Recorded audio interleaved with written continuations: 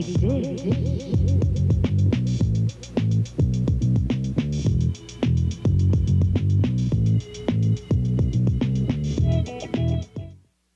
United States don't give a damn about means and ends. I mean, the means are ends and vice versa. It's a big problem for people who come from a different philosophical concept. I think one of the problems in America is what they call it being pragmatic, is that here they justify anything when it's convenient. And because there are no principles, and on the other hand, it's good not to have absolute principle because that leads to other consequences. So I don't want to go into that thing, you know, but that's what I was reflecting, you know, my fear of this confusion of use of means and ends, that some people still make distinction in America, others don't. I would say the CIA is totally in confusing. The means are used for ends. You know. The end justify the means.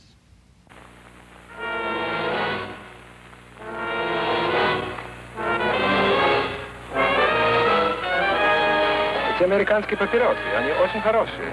Speak English, comrade. Remember, that is about the only freedom you do not have in this town. This American town. Americans, they have too many freedoms. That is another thing you must remember, comrade. For one day it will be your mission to destroy those bourgeois capitalist freedoms. Good evening, friends, visitors, Bostonians, Democrats, communists, revolutionaries, all those who struggle for peace and justice and a better world. Welcome to this historic conference. I'm proud to say I'm still an anti-communist.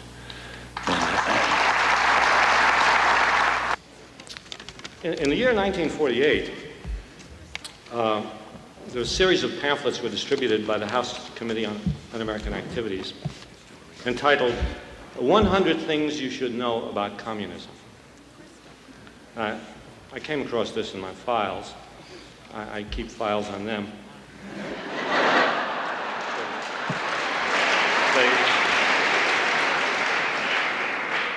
It's only fair. I was impressed by the thought that the committee knew 100 things about communism. Anyway, the pamphlets had 100 questions and answers. Question 1, what is communism? So the idea is to start with something easy, something that requires a brief answer. Answer, a system by which one small group seeks to rule the world.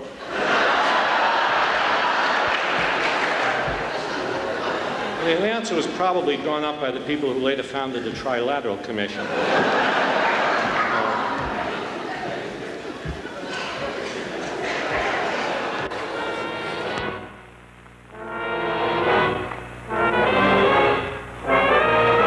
My name is Hannah Schramm.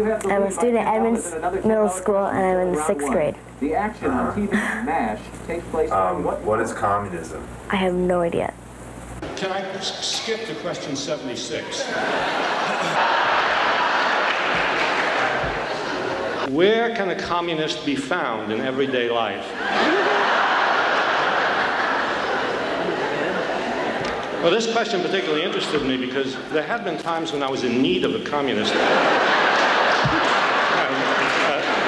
Didn't know where to find one. Answer, look for him in your school, your labor union, your church, or your civic club.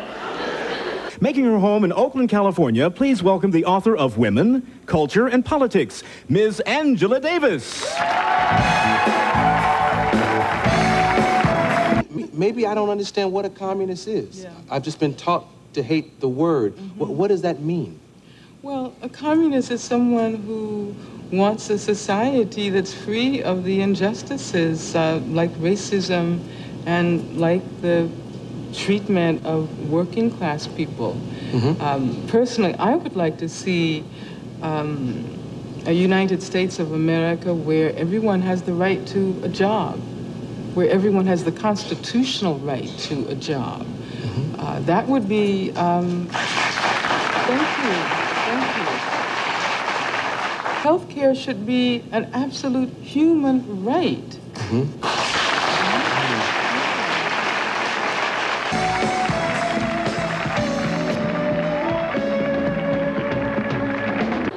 Question 86. Is the YMCA a communist target? This really worried me. I always wondered why there was so much chlorine in the YMCA. Answer, yes. So is the YWCA. It's a loaded word because you can't talk about it without thinking about it historically, and it begins really thousands of years ago with an idea that people could live communally and share the goods of this earth. And so what it's come to mean at different times, at different historical times, is perhaps something else. But that really is its first meaning for me. Comrade Donovan, you're accused of the following crimes against the state: subversion, deviationism, and treason. You've been given this opportunity to make a public confession of your treacherous violation. Just a minute. This is supposed to be a trial. Who says I'm guilty of anything? Where's your proof? Have you ever read Karl Marx? What do you think of Henry Wallace's Third Party movement? Have you ever had Negroes in your home? There is a suspicion in the record that you are in sympathy with the underprivileged. Is this true? To advocate equality between human beings in South Africa is a communist act that requires to be suppressed. No wonder the people of South Africa, for instance, feel that if, for instance, Botha is an anti-communist, Margaret Thatcher is an anti-communist, and Reagan is an anti-communist, that communism must stand for something that is worth fighting for.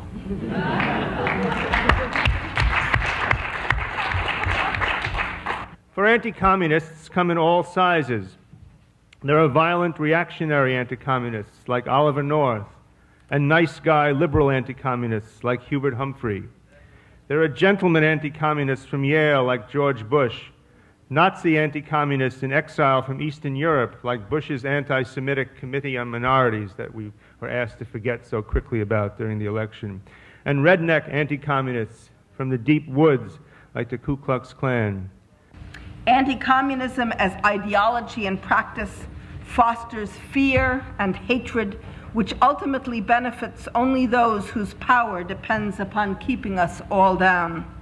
Our task is to understand that racism is used to fight communism and that anti-communism is used to fight the struggle against equality.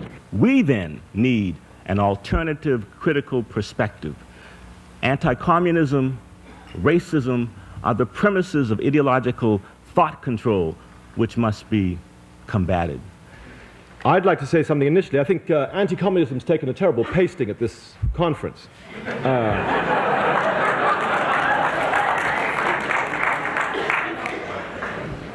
And I'd like to say a couple of its achievements, because they've been a bit not mentioned, really. And I might point out in this connection Sputnik, which led to a great leap forward in funding for higher education, and more recently Star Wars, where, you know, if you really want to study almost anything like the flight of the honeybee, as long as you say it's in connection with the Star Wars program, you'll get a wad of money from the Pentagon.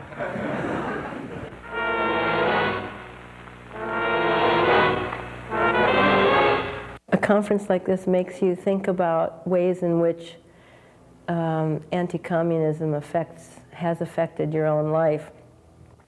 I was called in and told that my commission was being held up because I was suspect in terms of patriotism. I received a formal letter from the U.S. Public Health Services saying that I was found unfit to hold a commission in the U.S. Public Health Services. The reasons were secret, but that terminated our correspondence, and we could assume that we'd have little to say to each other again.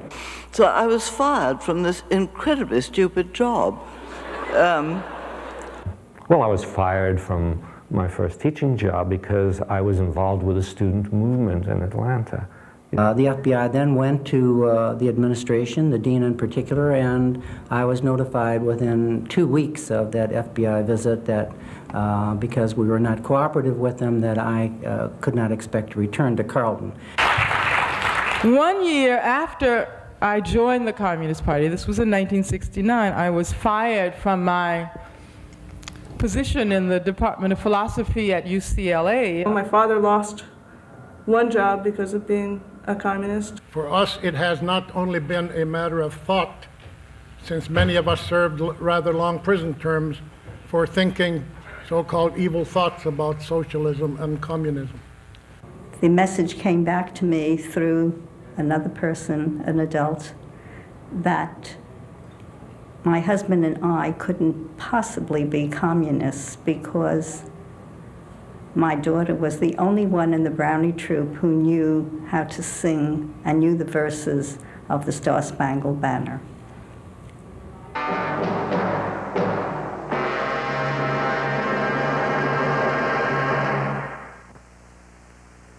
Hello. In the traditional motion picture story, the villains are usually defeated. The ending is a happy one. I can make no such promise for the picture you're about to watch. The story isn't over. You and the audience are part of the conflict. How we meet the communist challenge depends on you. What has happened so far, what is happening now, is far from encouraging. The difference between a kind of reasonable criticism you could have of communism, socialism, of the Soviet Union, of governments, of states, whatever they call themselves, the difference between that kind of criticism or indignation and the kind of murderous, indiscriminate hatred which leads us to threaten to drop bombs, to kill all of the citizens of this country, presumably the citizens of governments, where the citizens themselves are victims, and we're prepared to kill all of them, presumably to save them, as we've always been ready to kill people to save them from communism. In my own country, Grenada, when the indomitable leader Maurice Bishop and the courageous Grenadian people began a search for self-determination, using our indigenous cultural and ideological formation, very simply we call it participatory democracy, President Ronal Reagan assailed the Grenada Revolution, identifying it, in his words, a communist threat to U.S. national security. The mightiest nation on the face of the earth, the best armed, the most affluent, attacks the smallest, poorest island in the Caribbean Sea. And the President of the United States gets up with that fatuous idiocy of his and says, "This is our proudest moment." And I said, "This is revolting." I said, "It does injury to my sense of who we are, what we're all about. It's an outrageous thing. Cousin Ed Snodgrass got me." Oh, he jumped. He said, "Johnny, you see, there you go. You don't know the facts. Ronnie knows the facts. He got his CIA, investigated all that, and give him the real facts on. He had to do that." When he said, "This is our proudest moment," what he is saying is that he saved the United States of America. That's what he was saying. Do you realize that they got a secret plan where that bunch of stinkpots was going to swing down into the Caribbean Sea, join them Nicaraguans, and pin us in between the Arctic Circle and the Gulf of Mexico? To make the American free enterprise capitalist system into a world system, a global strategy, military, political, economic, diplomatic, and psychological, was devised. An iron ring of military bases was established under treaties for different regions of the world. The Rio Treaty for Latin America and the Caribbean, NATO for the North Atlantic, the Baghdad Pact, later called CENTO after the Iraq Revolution of 1958, that for the Middle East, Seattle, and the ANZUS Pact for the Far East. All this meant to contain communism, to roll back socialism, and arrest national liberation worldwide. So this anti-communism virus, which of course has always been present present in our culture in an anti-socialist, anti-radical, it is almost the American religion, civic religion. But I think what I was saying and what Diana was saying, and really all of us, has been that it did take a new meaning with World War II when certain characteristics of Nazism were grafted on to our image of communism, and then we became like what we held to a considerable extent. That's where we are. Let me answer very finally in a way that I hadn't mentioned. I was just looking through some notes and I noticed that I gave my wife, Patricia Ellsberg, some of you know, Ed Herman's book, The Real Terror Network, about the activities not just of the CIA, but ultimately of the IMF, an institution we dominate, and the world economic system, the banks and other things in Latin America and Central America, and the effect of that on quite specifically the methods of terrorism and death squads in Latin America. A quite stunning book, which I recommend to all of you. And she woke up the next morning, I remember next to me, crying and saying, "We are like the Nazis. We are acting like the Nazis." And I said to her, to my wife, I've known her for 24 years now, I said, "You know, that's a secret that I've been holding to my heart for a long time, since I was in the Pentagon. I was 14 when the war ended, and I really didn't want to join an organization that was like the Nazis. And that's what I did join by mistake. And that didn't start with George Bush, and it's going to take more than one administration to end it, but that is our task." Now, is it the communists they have been after? No. They are after anti-imperialists. Look at the history of interventions in the Third World.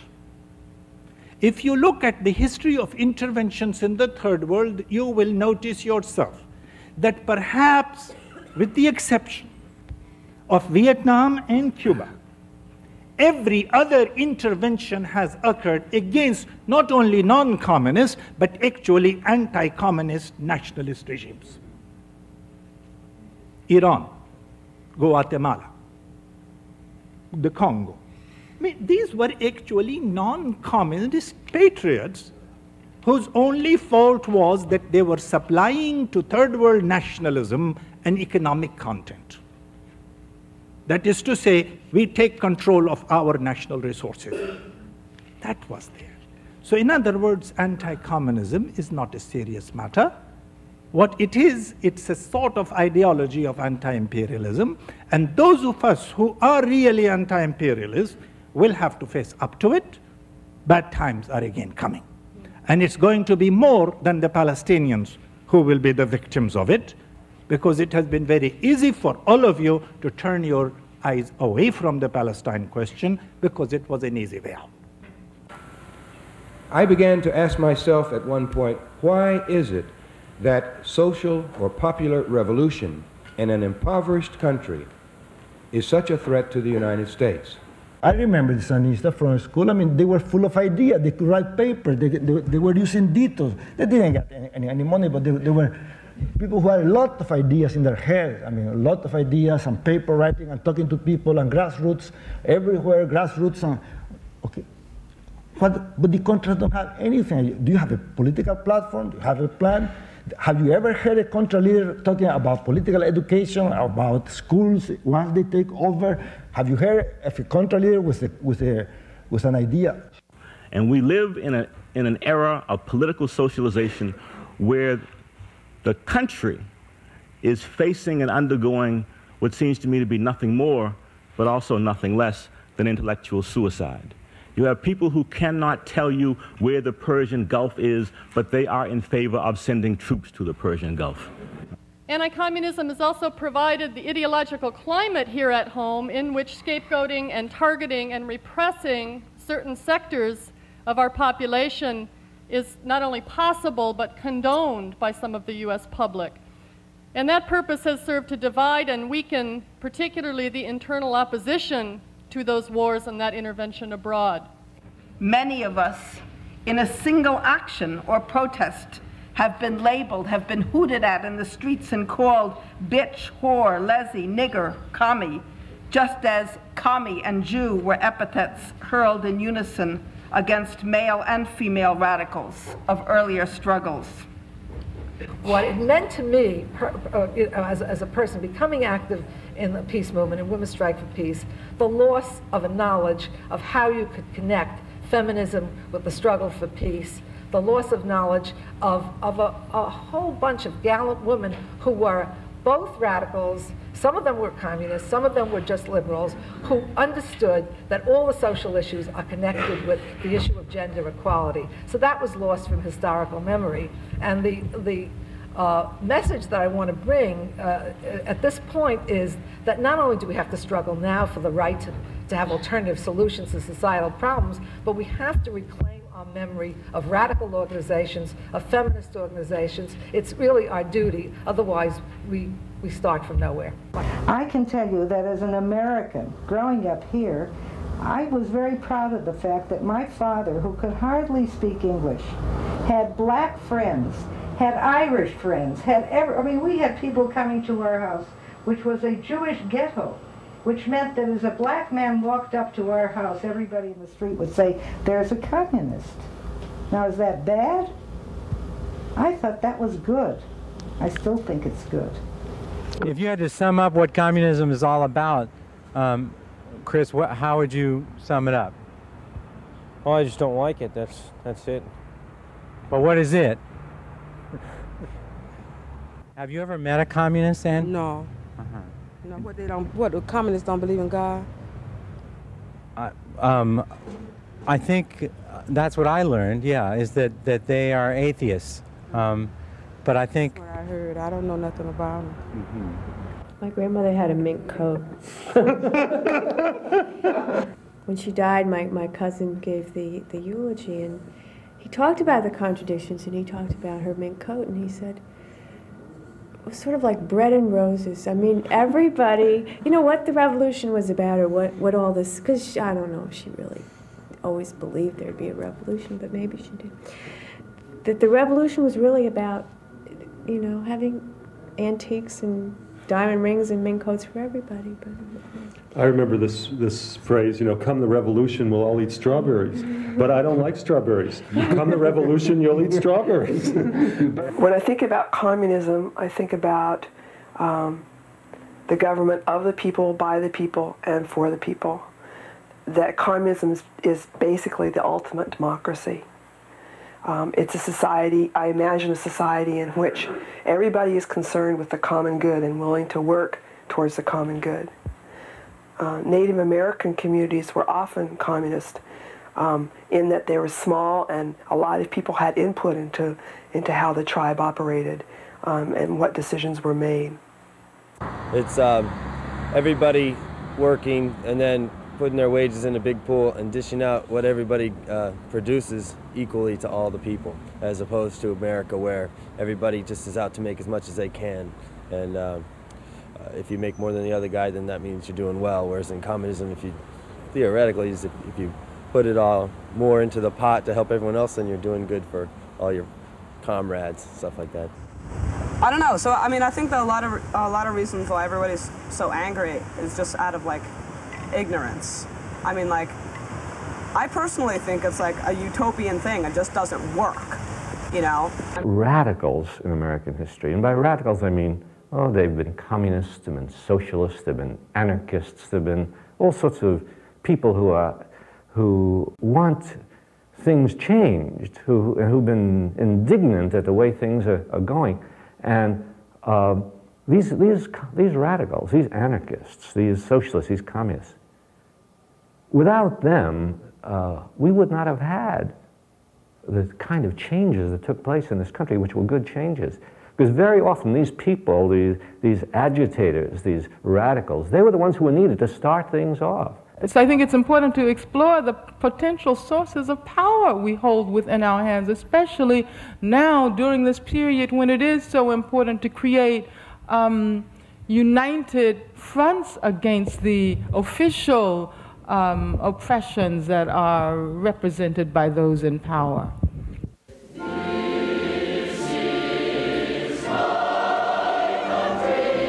There's a strong suggestion here that people talk to their children and their extended families about what went on here.